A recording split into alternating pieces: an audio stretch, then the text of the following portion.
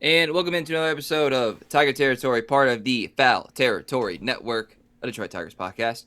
I'm Kieran Steckley. With me, as always, a man who has long lived his life by the inverted pyramid, but not that one that just came out. He's Cody Stavenhagen. How you doing? Hey, nothing wrong with a little red meat, right? Not trying to start too much of a controversy here. Um, Well, this is a controversial time, Cody. That's good. all right. We are Well, this is not we going to are be the podcast where we solve the new health pyramid. We do have about 1 month until pitchers and catchers report. We've been saying it's sneaking up. It's really sneaking up now. About 1 month from now, we will be in Lakeland. Players will be doing baseball activities in an organized fashion. That should be fun. In the meantime, I don't know. Has anyone been talking about anything in the Tigers universe since our last episode? Anything else happened? Anything else in the news? I'll tell you, Cody. I'll tell you. Speaking of health, the health of the organization is and its reputation, I guess, would be a way to Perhaps. go about it. Definitely up for public debate as we continue with these metaphors. But last time we talked, we knew that Skubal and the Tigers were not going to come to an agreement prior to the deadline on Thursday. Since then, and shortly after we stopped recording, but we knew we were going to have a chance to talk about it, there's going to be more stuff coming out.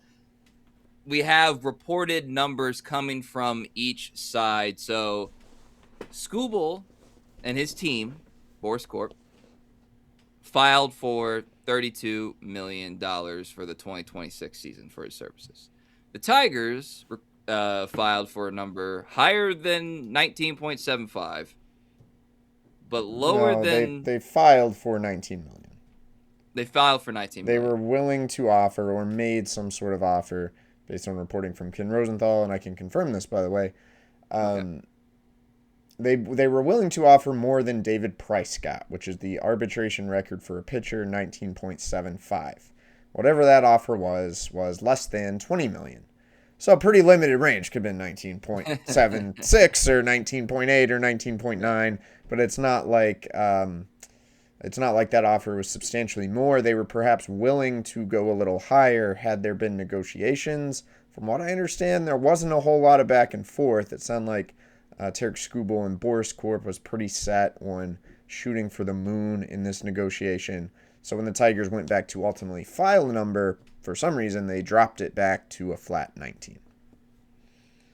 See that, and I apologize for getting that confused, but that's the essence of this situation. Is that like we were willing to do X, reportedly, but then why didn't you just do the X? You know what I mean? Like, there's nothing that really stopped you from doing it, and so I guess like everyone knows the basics by now, Cody. But like, what's the read here? Because there's an automatic, and I will say this: a lot of times when it comes to player salary stuff, historically, a lot of people's gut reaction is to side with the team because the player's selfish and greedy and, blah, blah, blah.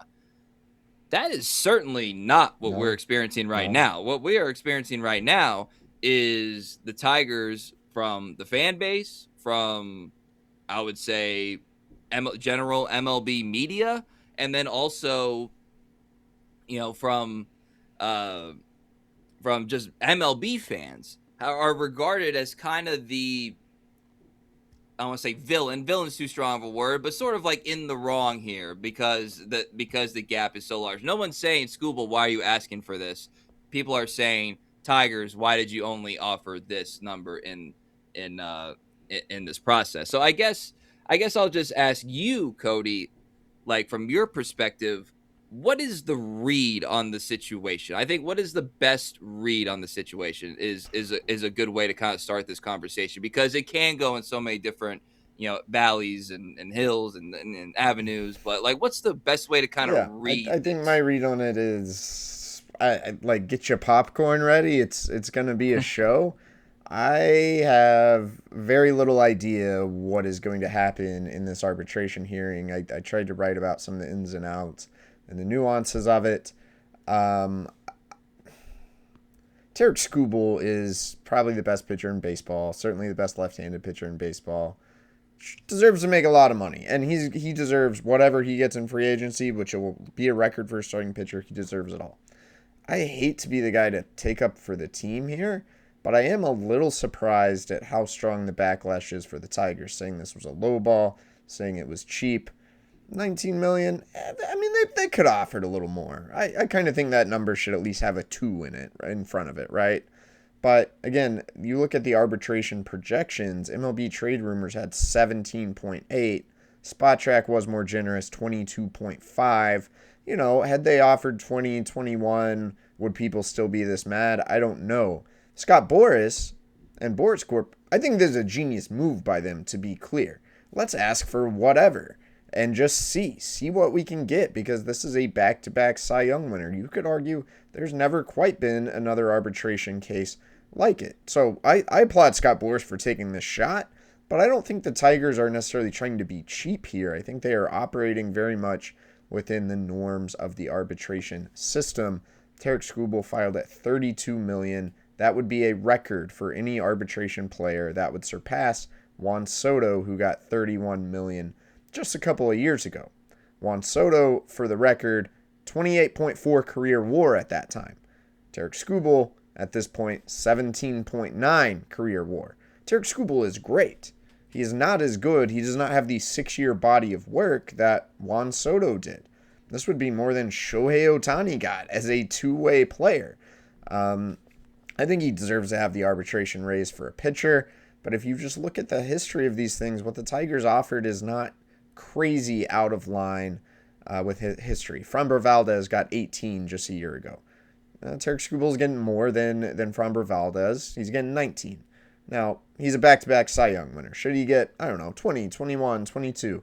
I think that's a very fair argument. But any team would be out of their minds to offer $32 million via arbitration.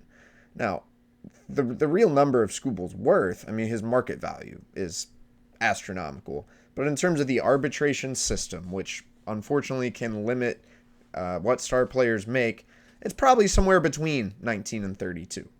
And that's why trying to predict what's going to happen here is really fascinating to me. Just like, who's going to win this? Or I think the mature thing to do is to keep negotiating. My sense, conversations I've had, I'm not optimistic that there's going to be a lot of continued negotiation. So if this goes to trial, is any committee going to award Tarik Skubal a $22 million raise?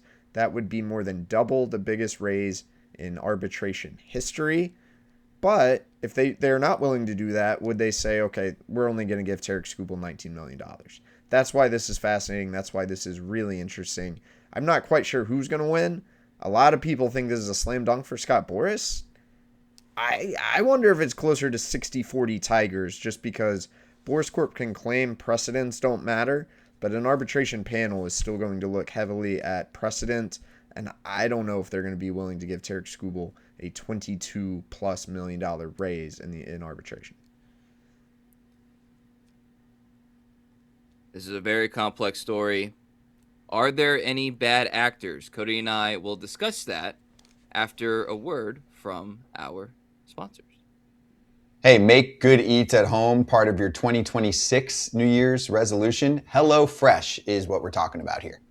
Steak, seafood, whatever options you want. They have stone fruit to corn on the cob. Scott, I know you're a big stone fruit fan. But hey, you've eaten it all. I have. I've tried a lot of things, but HelloFresh always delivers. They're fresh, delicious meals that you get to cook. So you feel like you actually accomplished something when you eat them after you're done cooking them. Over 100 mouth-watering recipes each week. It's made with wholesome ingredients like 100% antibiotic and hormone-free chicken, because when dinner tastes this good, nothing hits like home cooking. Go to HelloFresh.com/FT10FM to get 10 free meals plus a free Zwilling knife, a $144.99 value on your third box. Offer valid while supplies last. Free meals applied as discount on first box.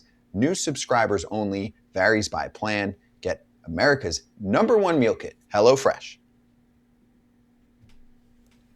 All right, coming back here, Cody. Look, the bottom line is that the more I read about this, the more I kind of get a sense of the situation. Like, it's perfect for Boris Co. with the headline, with the gap here. We got this graphic here. You guys can, if you're subscribed on YouTube, you can see what we're talking about. $13 million gap, largest in MLB history. There's some second guessing that can go into how this negotiation or process played out to this point. But I don't believe anyone is doing anything other than acting in their best interest, and I would kind of say their partner's best interest. And what I mean by that is you just know that the Tigers would be looked at terribly by other MLB teams if they went ahead and like offered 30 to Skubal. They every other MLB team, because they are partners, would be like, yo, like what the is this, And then Skubal and Boris Co. are taking advantage, and I mean that complimentary, are taking advantage of the situation based on his accolades, based on like his popularity, just how good he is, like maybe a little bit of a, I want to say desperate Tigers team, but a Tigers team that had been bad for a long time and now all of a sudden is good, and he's played, quite a significant role in that, to try to, like you said, shoot for the moon and establish a new precedent. And again, another part of this, like, set of circumstances that's rather unique is we have a labor dispute coming. Like, it's, feels pretty certain at this point. So I don't believe anybody is acting in bad faith. I don't believe there's any bad actors here. I think everything that has led to this point has been pretty purposeful from Skubal's side. And, like, they want to kind of see, like, how far can we push this process? How much can we get this arbitration panel to, like, see our side based on these circumstances? Because while they're unique, there's nothing to say that it can't happen again. And they're going to want to use the Skubal situation as leverage for any future hearings and arbitration processes. So to me, everybody is doing right by themselves. Yeah. Now, does that necessarily mean that we're going to have some happy-go-lucky conclusion? I don't know. It does have the possibility of getting ugly, and we have seen examples from other Boris clients in the past of, like, having these situations get ugly, and it does ruin relationships. I think if you're a Tigers fan, you should be less concerned about, did they lowball Skubal? Did Skubal ask for too much? And more concerned about, like, is this a professional process from each side? Is Scott Harris and Chris Ilitch, are they personally offended by this? Or is Skubal and Boris Co., are they going to hold this against the Tigers, moving forward in whatever future negotiations may have? Maybe they will, but that is what you should hope for as more than anything, is a somewhat of a mendable resolution, because the halfway point is something that you and Ken both wrote about, where it's like when it's the two numbers, the panel tends to think that if it's 1 cent, if the value is 1 cent less than the lower number, then the lower number will probably be what they decide. Is Tarik Skubal worth more or less than $25.5 million? Yes. That's the midpoint. That is maybe not the only way this will be looked at, but this is one way the panel might look at it from, and that's very fascinating in itself, because his worth, as I said, somewhere between 19 and 32. I think the most important point you made, Kieran, was this may be a prelude to a bigger labor fight. I think it's entirely possible Scott Boras sees this as the perfect test case, the perfect trial balloon to both make a point and potentially kind of blow up the arbitration system, or at least how the arbitration system works for the game's stars. There are players and part of the union who really like arbitration. It gives some negotiation before players hit free agency, but we've seen it. Star players don't quite get their worth when they're already established for 6 years, especially pitchers. Why is Scott Boras floating $32 million for Tarik Skubal? Probably because it is ridiculous that no pitcher has gotten more than David Price got 11 years ago. Now, there are a wide variety of reasons for that. here, if you're watching on YouTube, here are some of the other highest earning ARB pitchers. And one way of looking at this is no one's been quite as dominant as Tarik Skubal in the arbitration process for a long time. Now, Skubal struggled, was injured earlier in his career, doesn't have the same career WAR David Price had, doesn't have near as many innings as David Price had. David Price was also a Super 2 player, so he got to negotiate an arbitration 4 times instead of the normal 3. But Skubal has a better career ERA. He's a much better strikeout pitcher. He's been more dominant the past 2 seasons. Max Fried was in similar territory. He had been injured. He made, I think, 13.5 in his 5th year, and then was injured most of that season. So rather than push for a raise that would have taken him over 19.75, he barely got a jump in his final year of arbitration. So there have been some strange circumstances here. Maybe the best comp, and a comp I believe the Tigers looked at pretty hard, is Jacob deGrom. As Jacob deGrom has the record for largest raise in arbitration history, $9.6 million. That was actually after deGrom's 4th major league season.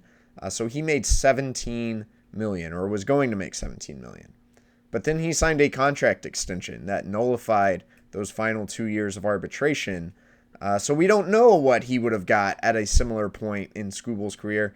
Let's say deGrom got another $9.6 million raise because he had another really good season. So he would have been making, 26-ish million in his final year. That's a lot. That's a lot more than David Price, but it's also less than $32 million.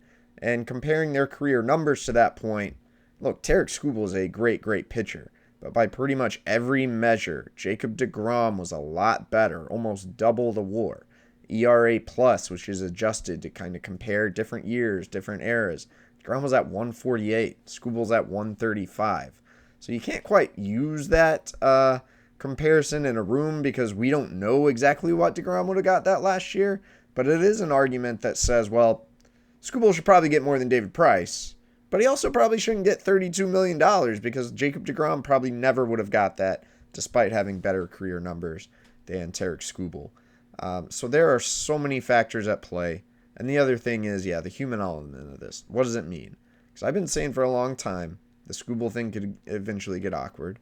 I've also been saying for a long time arbitration could eventually make the Tigers' style, the mix and matching, the platooning, that could make things awkward. I never really thought arbitration was going to be the thing that made the Skubal situation awkward, but here we are kind of combining these two worlds, and look, this guy's under team control, but at the very least, you're entering spring training with a distraction. You do have to wonder, what are players saying about this? Do players, I'm sure players probably don't like the organization offering their ace only $19 million.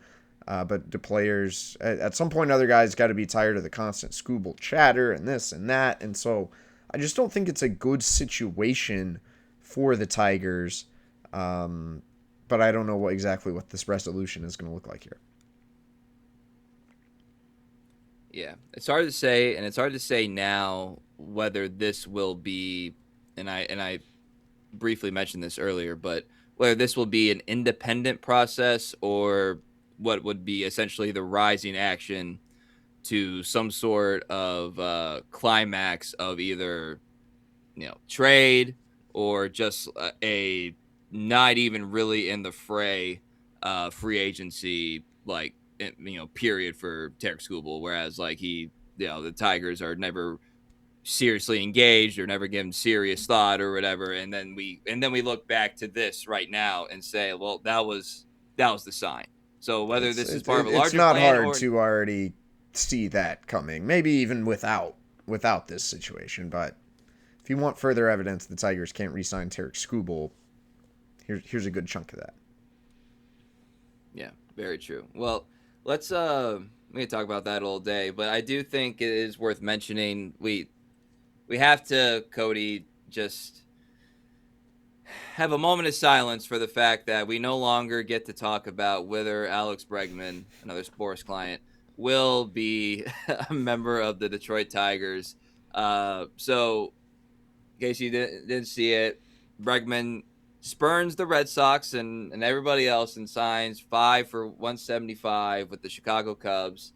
Apparently, a big stickler in that was the fact that he wanted a full no trade, so he gets the full no trade in the contract, and then also the years there. So, all right, moment of silence over.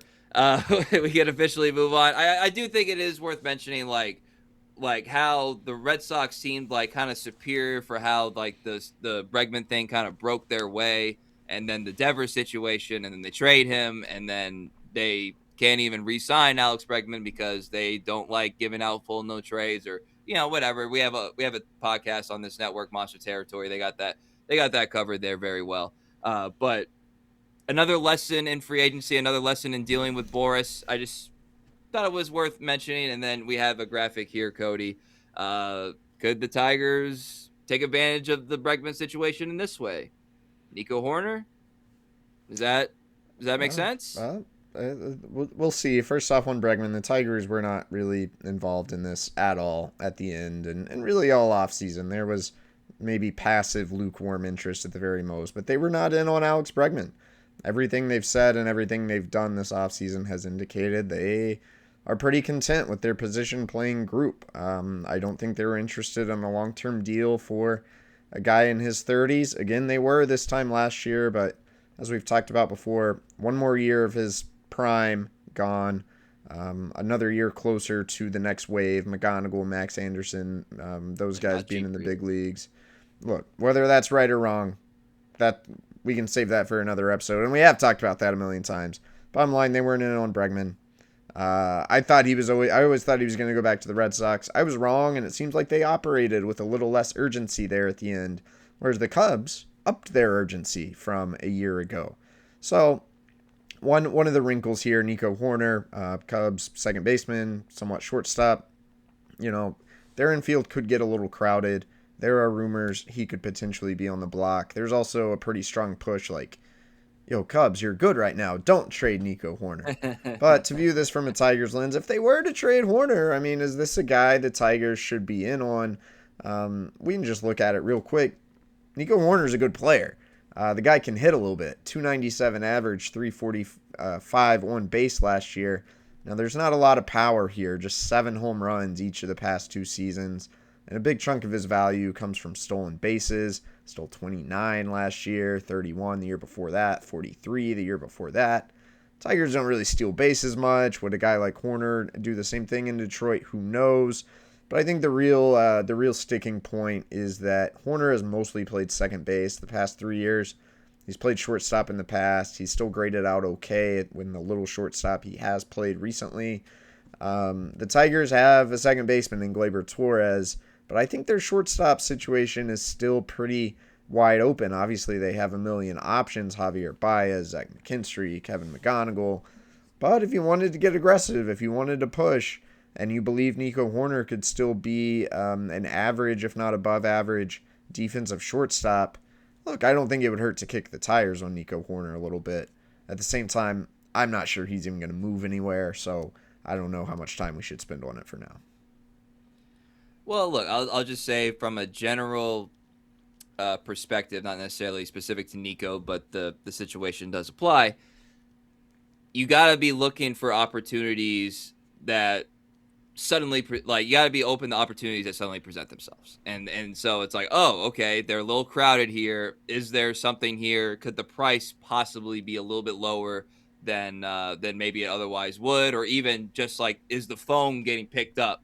Whereas before it probably wasn't. So I think like if you're a Scott Harris, ethos kind of guy, and you want to operate with as much flexibility as possible, this is an example of having that mindset and having and doing something about it, a move like this. So again, anytime those things present themselves, I think the Tigers ought to be at least having a meeting about it. I think is the best way to put it. Hoerner, for the record, 1 year before free agency, so that would mean somewhat of a rental and a trade that I'm sure would cost you some attractive prospect capital, but also a guy you could acquire without blocking anyone or ruining all your future planning. All right. And let's go to another aspect of the Skubal situation, Cody. Your colleague and our foul territory colleague Ken Rosenthal put in one of his offseason notebooks that kudos. I feel good for him now. There's a lot more meat on the potatoes of Major League Baseball to write about than there was there for a couple weeks ago. Is that the Tigers are kind of surveying the landscape on some veteran starting pitchers, and the two that he named through his sources, Lucas Giolito and Chris Bassitt, and a little nugget in there about I don't know if they'll be able to do it. And we have this up on our YouTube if you're watching. I'll just read straight from Ken's words. The potential for an addition might be less likely if they lose their arbitration case with left-hander Tarik Skubal and end up paying him $32 million instead of $19 million. So I'm gonna do what I always do, Cody, with insiders and information. Is like information gets out there because people want it out there. That kind of feels like a Tigers source, kind of saying like, look, if we lose this, it's not on us. Like it's like we are tapped out if we have to pay an additional, $13 million or whatever for Tarik Skubal this year. That's going to cost us an additional starting pitcher. That feels like a little thing kind of floated out there, and to try to like reshape the narrative a little bit. And I'm sure it is true from their perspective, but there's a reason that it's kind of shaped that way. But generally speaking, Lucas and Bassitt, two guys that are imperfect, obviously, but productive, and you look at their Baseball Savant page, and it's like, oh, okay, there's this skill set that the Tigers are looking at that they're going to try to attack. Lucas with a fastball that's got a five run value.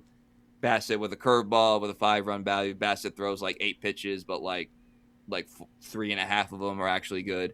But the curveball is really good. So yeah. So basically, the Tigers are in on these guys, I would say, based on Ken's reporting, but they're also going to be in a waiting pattern for this arbitration hearing. So again, the Skubal situation affects a lot. Yeah, the arbitration thing is interesting. I mean, you can consider a guy like Bassitt or Giolito probably going to cost you between $15 and $20 million. So if you're paying an additional 13 in arbitration, maybe signing one of these guys gets a little more difficult. I can tell you the Tigers are casting a pretty wide net for pitching. I think they've contacted some other guys out there. And I'm also not sure there's a huge sense that they feel like something's actually going to get done with a free agent on a major league deal before spring training. I think this is more of a canvassing rather than like they're dead set on bringing in Chris Bassitt. So we'll see what this ends up looking like. I think that just the interesting thing in general is that they are still interested in bringing in another starting pitcher when you already have, at least for now, Tarik Skubal, Casey Mize, Jack Flaherty, Reese Olson, plus Drew Anderson, plus Troy Melton, plus Cater Montero, plus Sawyer Gibson-Long. Now, so why do they want another guy? Well, because we all know pitchers get hurt. They used 15 different starters last season. Good as you feel about things right now, that stuff changes quickly. Just look at what happened last year. And then by July, you were trading for Chris Paddock and Charlie Morton, and your season was crumbling apart. Seems like this is a step to try to avoid that. That's why they want to bring in at least one more established name. I'm a little skeptical, like, is it even worth the 15 to 20 million, though? We've talked about this kind of all winter. Maybe part of the Drew Anderson signing, only giving him 7. How much upside is there actually in a Bassitt, who's been a 2 to 3 WAR pitcher for a long time, or Giolito, who's had a 4 WAR year one year, but has been a little more up and down since then? Is it actually a good investment? Because I'll just tell you right now, like, I'm thinking about drawing out a roster projection, and I'm like, all the names we listed, if you have to list just 5, who am I kicking out? Because everyone likes Troy Melton, and I like Troy Melton a lot. But is he even going to make the opening day rotation? That's already somewhat of a question, and it might be more of a question if you bring in another guy. So that's a weird calculus. Would you rather just have more of Melton, or would you rather pad your depth and potentially either send Melton to the bullpen or start him in AAA? It's a tough question, and it's 2026 now, so we haven't been doing a whole lot of like 2025 like analysis or whatever. there's a couple avenues you could do in reaction to how the regular season ended for the Tigers, lessons that can be taken. One of them is to shore up your lineup and try to become a more complete team, especially at the plate. Haven't opted to do that unless you consider like kind of priming Kevin McGonigal to be on the roster early in the season, or pad your depth, or even like a little more at the top of your depth with starting pitching. So this feels like they're going the pitching route, which I think you and I are kind of aligned on this, where it's like you get it, but it's also like pitchers are pitchers, and we just see examples over and over and over again about just like how fickle they the situation can be. And I think I'd rather do the hitting route. That's why I was interested in Bregman at the beginning of the offseason. That's why some of these free agent hitters that are still available like at least intrigue me, because I feel like I have I feel like I raised the floor of this team by getting increasing production in the lineup top to bottom. I think that's a great point, Kieran. I think a hitter can raise your floor maybe more than a mid-level starter can. Now, if we were talking Framber Valdez or something, that's different. But we're not talking Framber Valdez. We're talking the Tigers are just trying to build innings, which is fair. Like, every team has to do that. Make sure you have enough innings to cover the season so that you're not trading for Chris Paddock just to get through the season. But at the same time, like, it seems like they're looking for kind of the replacement-ish type pitcher. And they're padding depth there because pitchers get hurt a lot. But are they raising their floor by bringing in any of these guys? I'm not sure they are. Whereas they could arguably have done that, the hitting route, with a little more projectability, and hitters get hurt too, but they're not as volatile or breakable as pitchers. So I think that's a kind of a fun philosophical debate. But you're right, the Tigers are clearly choosing the pitching route, despite everything we just said. Yeah, despite being $13 million apart with your number one starting pitcher going the pitching route. So yeah, well, I think we're due for a roster projection, Cody. So that's a little bit of a tease as to what we'll have coming up here in the next couple of weeks as we kind of steamroll toward spring training, and then obviously this Skubal stuff will continue to play itself out in the media. So you say you want a high profile player, you say you want like one of the faces of baseball.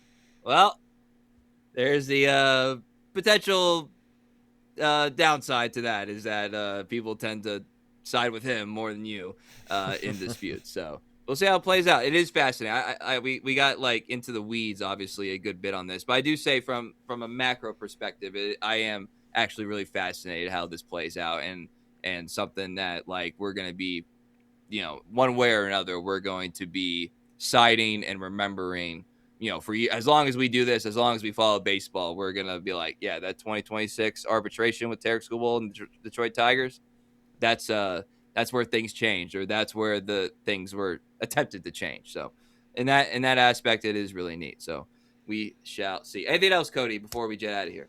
No, I mean, you're right. We could talk about more ins and outs of the Skubal thing, but we will spare you guys for now. I know I said, maybe sided almost with the Tigers a little bit, but I see, again, Skubal and Boris' side of it too. This is a big story because it's kind of unprecedented. We haven't quite seen anything like it. So yeah, again, get your popcorn ready. Get your popcorn ready, and we'll try to see if we can film, have live reaction to the arbitration hearing, should we get to that point. All right, you guys can follow us on X, formerly known as Twitter, at Cody Stavenhagen. I'm at Kieran_Steckley, pod page at Tiger Territory _. Please subscribe on YouTube so we can continue to grow there as we gear toward the new season. And speaking of gear, you can get your Tiger Territory gear at TigerTerritoryShop.com. So for Cody Stavenhagen, I'm Kieran Steckley. Everybody have a great day.